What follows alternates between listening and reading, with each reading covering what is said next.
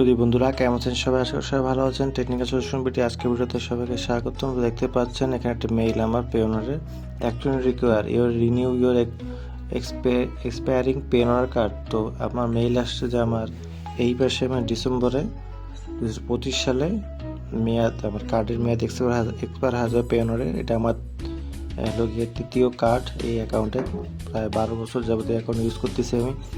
তো এখানে order now click করে পেওনার কার্ড অপশন চলে যাবে। তো আসার পর আমরা এইখানে অপশনটি এইভাবে আসবে।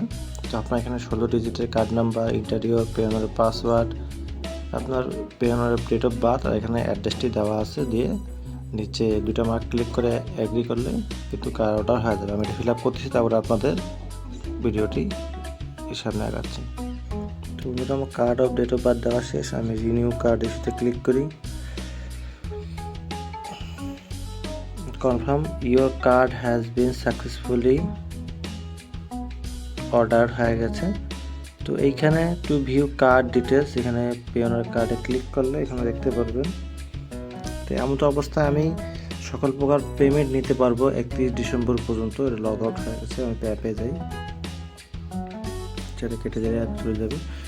তো এমন তো অবস্থায় আমার পেওনারের যে কার্ডটি রয়েছে সেটা রেকর্ডিং হচ্ছে না,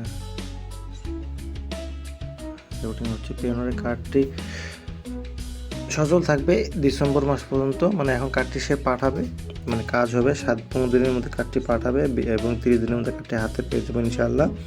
এবং এই কার্ডটি যতক্ষণ না পর্যন্ত হাতে না পাওয়া পর্যন্ত অ্যাক্টিভ করতে পারবো না। কার্ডের ডিটেলসটা আসবে, ডিটেলসটা আমি এখানে পেওনারে ইনপুট করলে তারপরে পেওনারে এই নতুন কার্ডটি অ্যাক্টিভ হবে এবং পুরাতন কার্ডটি 31 ডিসেম্বর এক্সপায়ার হয়ে যাবে। তারপর থেকে আমার অ্যাকাউন্টটি ফ্রিজ হয়ে যাবে।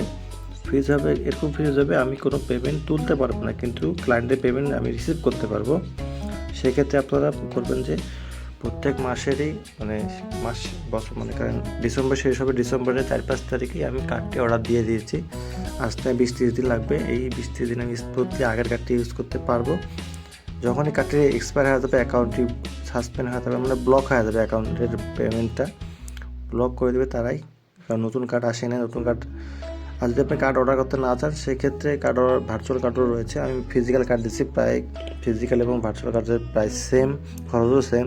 সেক্ষেত্রে আমি ফিজিক্যাল কার্ডে অর্ডার দিয়েছি। তো আপনার পোস্ট অফিসে খবর রাখবেন 15 দিন পর, বা যে আপনার ওয়ার্ডের পোস্ট অফিস পোস্টমাস্টার তাকে জানিয়ে রাখবেন যে আমার কার্ড আসবে।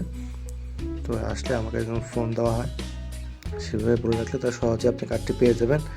পোস্ট অফিসে যোগাযোগ করবেন 20 দিন পর বা 15 দিন পর, বা আপনার মেল দিবে যে আমরা কার্ডটি আপনার পাঠিয়েছি।